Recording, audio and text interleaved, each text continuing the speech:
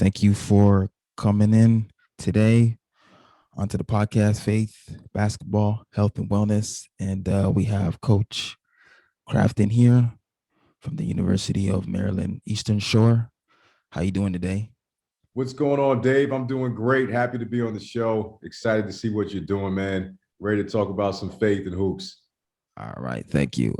Yeah, tell the people your coaching background and how you started from Villanova as a video coordinator and so forth.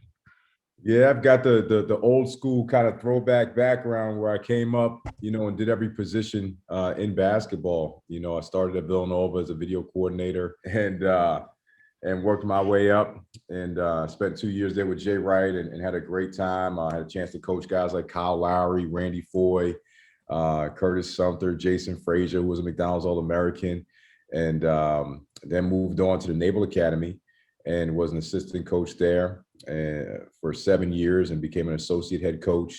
Also coached the JV team there as a head coach and helped rebuild that program. We did some great things there and spent some time there, and then moved on back to Nyack College, where we all started this thing at, and was a head coach at Nyack for 7 years and helped rebuild that program, and then spent a year in the NBA working with the Philadelphia 76ers and coaching in the G League and working with a lot of the two-way guys like Shake Milton and guys like that, and helping out with the NBA guys when they needed it.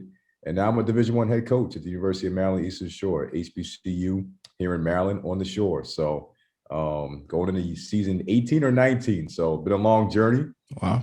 And been blessed and, looking forward to getting to a season without COVID, hopefully. Cool. And, I know you coach Lowry and Lowry's a rock star in Canada. So, how was that coaching, that type of player?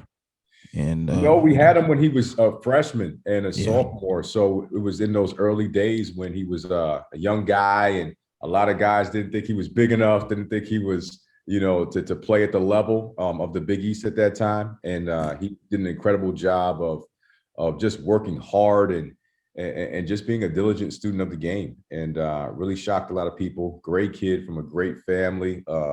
His mom is a super supportive woman, and we still stay connected. His brother coaches AAU basketball in Philly and runs a lot of his AAU tournaments that he does now. So it was incredible coaching him. He was just a tough, hard-nosed kid, went through a lot coming up and really put it all out there on the floor. And it was great to see his journey going from being a young male from Philly, growing into a college graduate, an NBA star, a champion, all those types of things. So incredible journey. Kid worked hard and deserves everything he gets. Yeah. And do you think he's gonna stay with the Raptors? Because I know that I know he sold his house. He just declined team option this week, so that's kind of a good indication that he might not come back. So what do you think?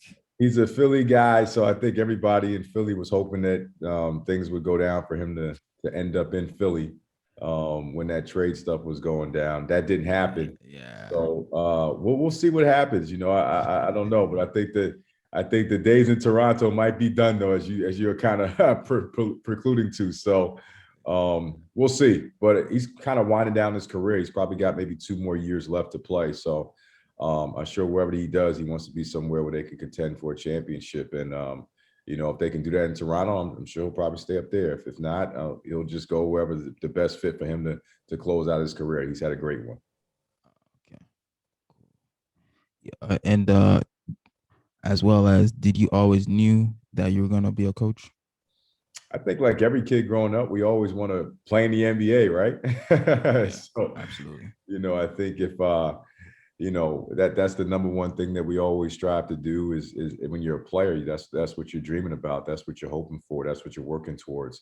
And then when that reality starts to set in that might not happen, you start thinking about, okay, what am I going to do to career wise? And I went to school for communications and broadcasting and got involved with a lot of public speaking and things like that. Really got into that major while I was at Nyack College. And so I kind of started to cultivate in my mind whether I was going to go into broadcasting or whether I was going to go into coaching. And I made the decision to go into coaching.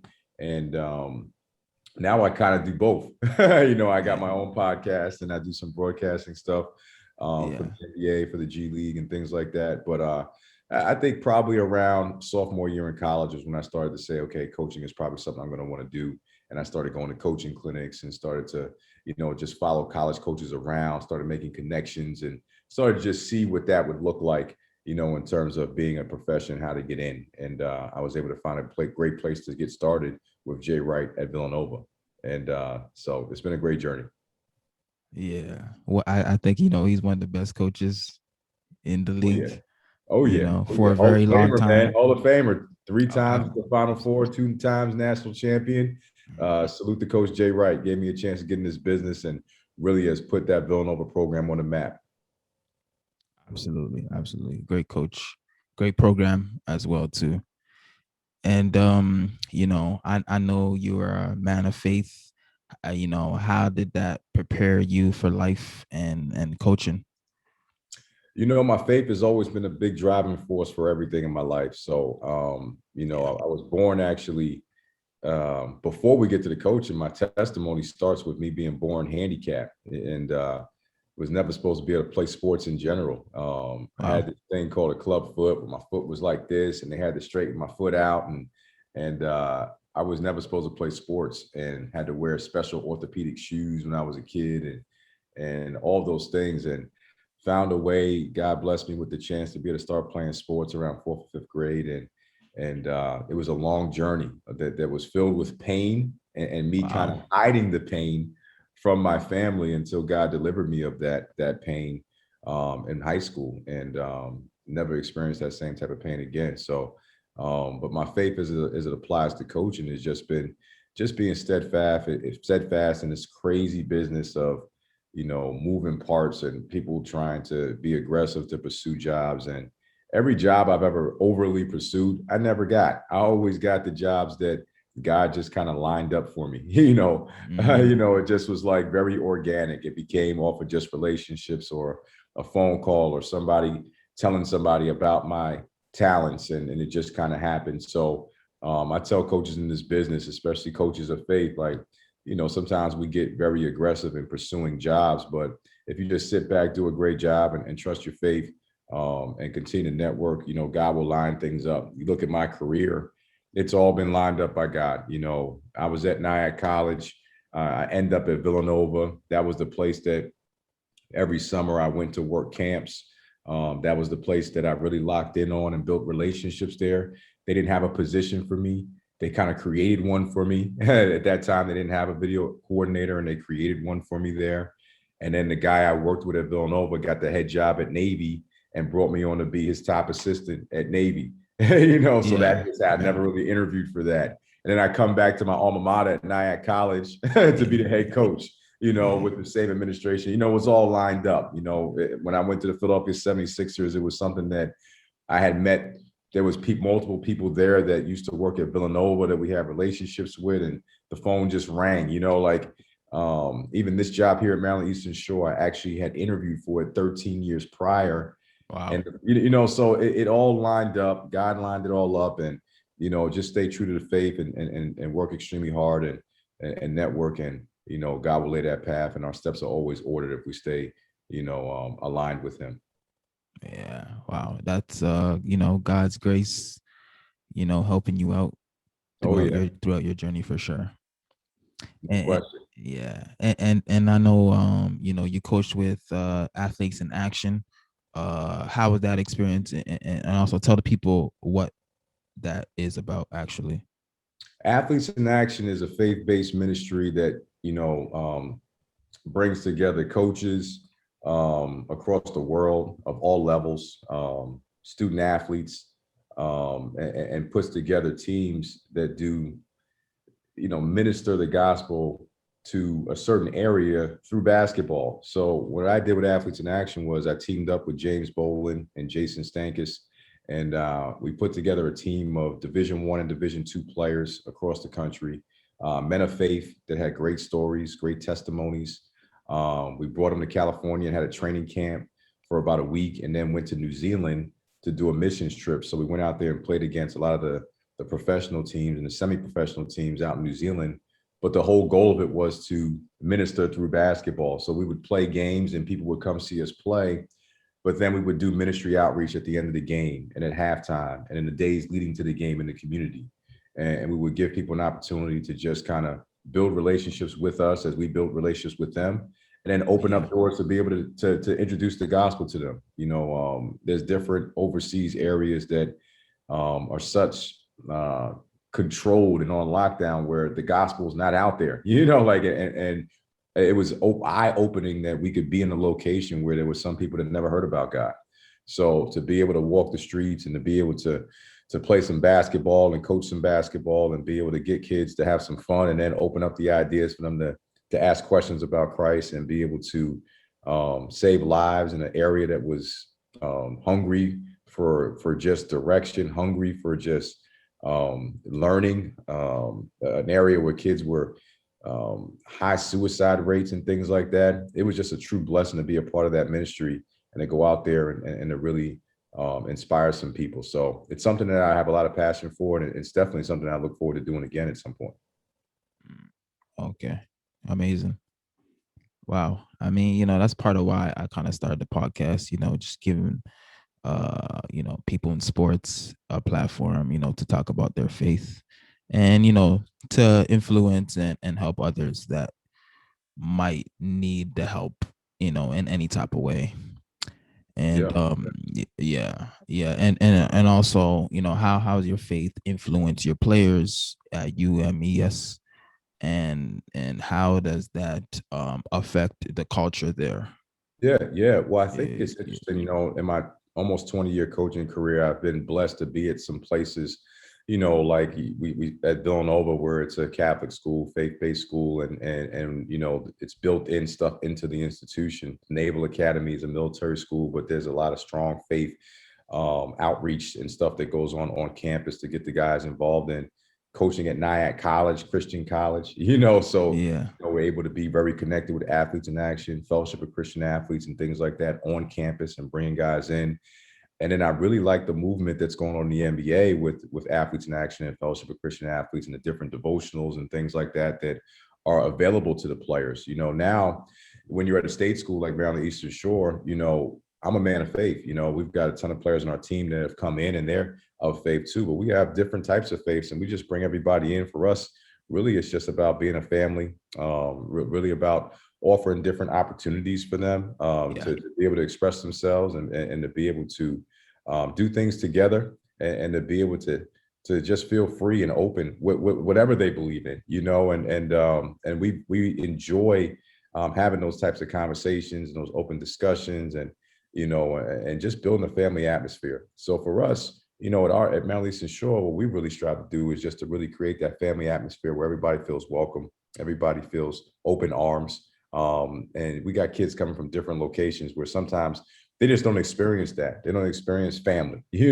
So that's the number one driving force for us, is to give them a place where they feel welcome, where they feel home, where they feel like it's family, and they can express themselves. And that's our number one driving force here. And we've got great kids.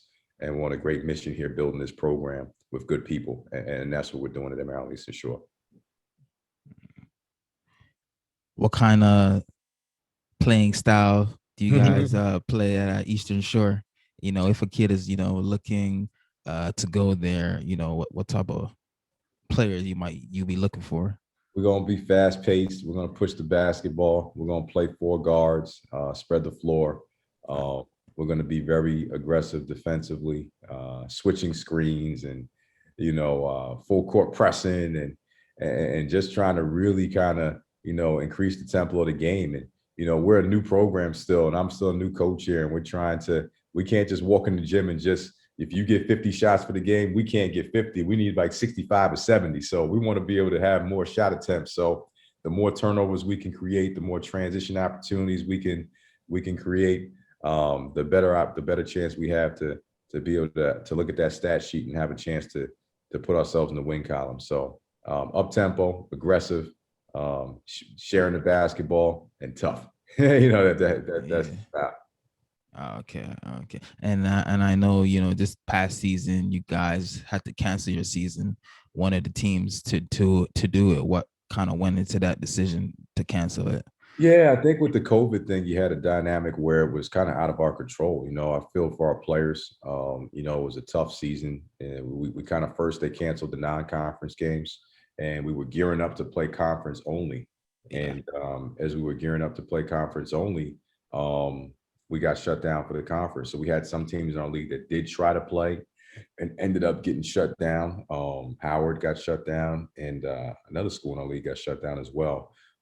Some others were able to continue to play, and Norfolk State was crowned the conference champion, and they went and represented our league in the NCAA tournament. Did a great job. For our guys, we just took the opportunity to just continue training, doing individual skill work, small group stuff, lifting weights, still watching film, and just trying to put ourselves in the best position to be ready for this coming season. So, with all the testing and all the shutdowns and everything, our school just decided that they didn't want to, put our team out there, put our players out there and expose themselves to this COVID thing, which at that time, we really didn't have a grip on it yet. Now we've got a vaccine, now we've got more data and more information about this virus. And now I feel like the world is at a better place in the basketball community to be able to continue and push forward. It's not the NBA where we can test every single day and we can, it's and all those things. So Yeah. we'll be more suited for it, and we're excited about getting back to playing basketball this fall. Yeah, speaking of, shutting down, how did your players handle that, with the wearing of the mask, the restrictions, the rules, how did they deal with the mental health side of things? Because I played college basketball too, so I don't know how they did it. I don't know if I'll be able to do it, but yeah, go Tell you ahead. what, man, we had great kids, and we brought in a company called Team 100, mental health and wellness company, and we had a sports psychologist and a counselor that came in and did a lot of sessions with our guys and talked to them just about their mental state, their mental health, sleep deprivation, in terms of their sleeping patterns and making sure that they're getting rest and just gave them an open platform to just ask questions. We also brought in a financial person that talked to our guys about investments and how to invest their money the right way, to just kind of, give them different perspectives and give them a different way to stimulate their mind during a time where they couldn't play basketball. We brought in some former NBA players and like Alvin Williams, and that was his company, and Team 100 had some great stories about his journey in basketball, fighting through injuries. We did a Zoom leadership series where we had different people come on, former players, former administrators in professional basketball. Kyle Lowry jumped on a Zoom for our team and encouraged our guys and talked about the, pushing through and the benefits of being at an HBCU during this time, which is what our school is. And so we just try to utilize every aspect of motivation, inspiration, devotionals, different things to be able to give our guys a chance to push through. And on top of that, we got great young men, and they handled it way better than I think I could have at their age. So I really want to shout out to our guys for their maturity, their professionalism, for still being able to go out and get a great 3.2 GPA in the fall, and we were close to a 3.0 in the spring. So shout out to them. They made it happen. We provided some things for them, but at the end of the day, they still stayed strong and pushed through it. And now they've got a little edge to them right now. They're excited to get back on the court, and there's going to be some anxiousness, some good anxiety, and they're going to go out there and play hard, and we're going to try to shock some people. Nice. And yeah, I kind of heard of Team 100, Alvin Williams. I kind of seen it online. I was former Raptor. yeah. He's a good Raptor. Yeah. He played well. In his years here. Yep. Yeah. You guys can get more guys up there. You stop taking on this tax, man. You guys take so much tax money from us when we come up there, man. You guys, you want to tax us in Toronto, you want to tax us in America. It's like double tax up in Canada, man. But when they take back their money to America, it kind of increases. Yeah. Right. So it's a win-win situation. Yep, no question, man. Yeah.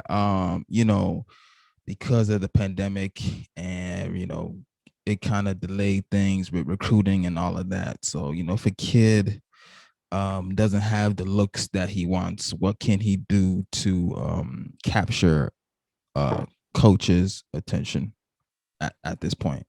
Yeah, well, the pandemic really affected, man, it affected everybody, right? So Yeah, you're probably talking about like high school kids and yeah, and prospects coming up. yeah, High school prospect right now is like it's really tough for them to get an opportunity. So because most high schools didn't play this year, so everybody's trying to get recruited off of film from maybe their junior year. So I think what's happening right now is that, for all the players that still want to go Division 1, you probably have to look at potentially doing a fifth year, doing a post grad year. But if your grades are really good and you already have opportunities, look at that Division 2 scholarship offer. Look at that financial aid package for that Division 3 school. Strongly consider those things, because even if you do a post grad year, you're still going to be a high school prospect that hasn't played college basketball yet. And with the climate of not just COVID, but with this new transfer rule, where Division 1 transfers can now transfer in Division 2 and they don't have to sit out anymore. What's yeah, happening is the high school kids, the prep school kids, and the junior college kids are just not getting recruited at the same rate anymore. So yeah, I right. think for all prospects out there, it's really, we all have what we want, all right, but we also have to look at what we have in front of us. And those offers that you have in front of you, don't blow those things off, because a year from now you might be looking back and saying, man, I was blessed to even have an offer. So I think that keep working hard, but also look at what you have in front of you and take strong consideration into it, and be blessed for any opportunity that you can possibly get during these times, because it's a really hard time right now to get a scholarship. Cool, cool. You guys heard that? I mean, because kids ask me that, so that question was for them. Yeah, and my next But also question. tell them to work on their game. Like I know Canada up there, you guys are on all these shutdowns and stuff. And if you go to the park, they try to get you in trouble. But find Yeah, ways when you're home to still get your push-ups in, man. Get a pull-up bar, do some running in place, run the stairs in the apartment building. Find any way to still grind, to still put yourself in position to be able to improve yourself. Even if it's reading, watching. When you watch these NBA games, don't just watch it as a fan, watch it as a student of the game. Have a notepad, take notes, write things in your phone, watch how Trey Young uses ball screens, watch how, guys get their feet set and their footwork, watch defensive things, just try to find as many ways as possible to keep improving yourself and improve your craft every single day. And when that opportunity comes, make sure you're ready. absolutely, absolutely. And what do you expect from your team this season? How far you think you guys are gonna go? Well, we're going to go as far as we possibly can. We want to be the best team we can be by the end of the season. So whenever that is, that's our goal. So Yeah, we don't come in talking about championships. We just talk about the journey and the process. What a beautiful thing! What a blessing it would be for our season to get canceled and for our guys to come out this coming season and cut nets down. That would be an amazing story. You yeah, know. But we talk a lot about the things that go into making that happen, right? So how we lift, how we train, and when our guys come back in July, are we getting the right amount of rest? School's going to start in August, and it's not going to be COVID anymore. So now it's going to be a regular campus situation where more distractions are going to be right there in front of you. There's going to be those campus parties, those things that other students are going to. So making sure our guys are stay locked in and stay focused. Because it's going to be for every college student, every athlete going back to college right now. Everything was on shutdown this past year. So now it's going to get back to some normalcy. So the yeah. teams that are able to stay the most focused, the most locked in, and the most on track are going to have the best chances to win, because so many rosters are shuffling around. I'm excited about the guys we got coming back.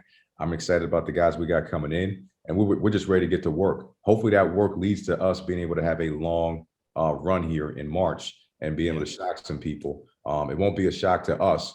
It'll be shock to others, but it won't be a shock to us, because I know that our kids have some edge about them and they're ready to get back to work. okay. Yeah, I'll be watching you guys this season and rooting you guys on. And hopefully you guys make it to March. You got it, man. Absolutely. Speaking of the NBA, what what what team you got winning the chip? For me, I got the Bucks winning, but sometimes they take things for granted, like game one, how Trae Young kind of destroyed them. But I'm sure they're gonna turn it around game two. But what's your decision What's or team? interesting, man, is that like I kind of like as I was a big Sixers guy, right? So I was doing the Yeah, pregame stuff with the Sixers. I was doing all of that stuff, and I was really kind of pushing for the Sixers and pushing the narrative to get like a Philly to the not just the Eastern Conference Finals, but also to the NBA Finals. So they blew it. they That's blew it, man. yeah, They blew it. yeah, They blew it. So I haven't watched it as in detail as I was when the Sixers were playing, but I see the Phoenix Suns are a problem.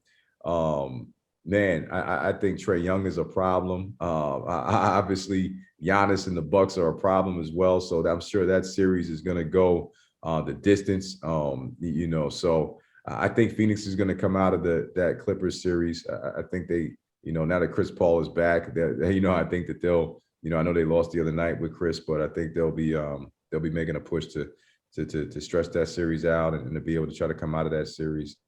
And I think that the Bucks are going to come out of this series with the Hawks, and it'll be interesting to see. But I do think the Bucks right now got to be the favorite to win this thing. okay. So you got the Bucks winning. Yeah. I'm reluctantly saying that, but I'm going to take the Bucks. Yeah. Okay. And just a quick question: if you're coaching against Trey, how would you guard him? Because it seems like these Oh my coaches can't God. figure it out.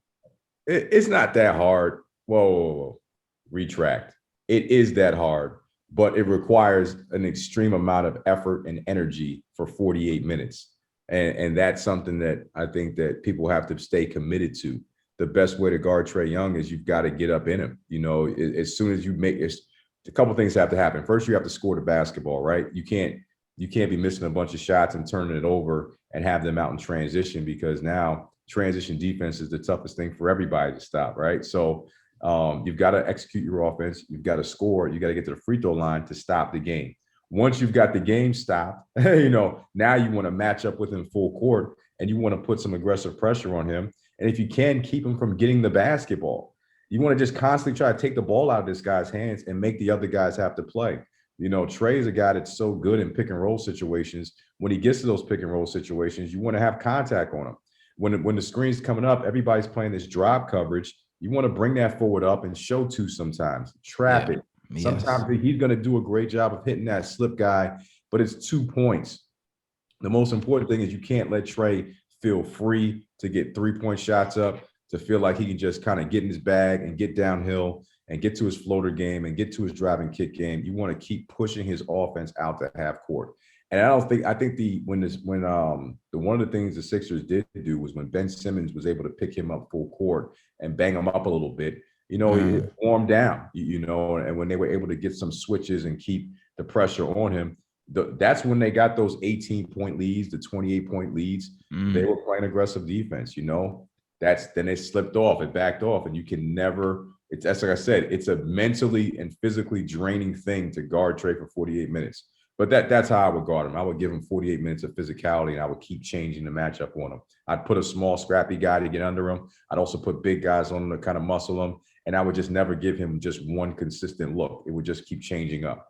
But while you're thinking about that, that's mentally draining. You know what I mean? And that's why Trey Young's so good, because you got to keep thinking about ways to stop him. That now you're like, okay, all this attention we're giving him, are we going to be able to focus on scoring the basketball? So Yeah. That's what makes him tough guy to guard. Cool.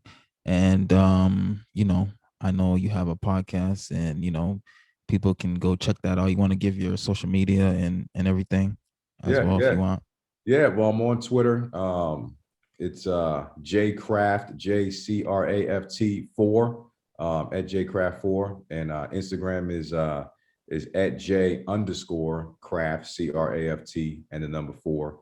And we got the Hone Your Craft podcast that comes out every few months. We do a few episodes every few months, and the next one's going to come out in July.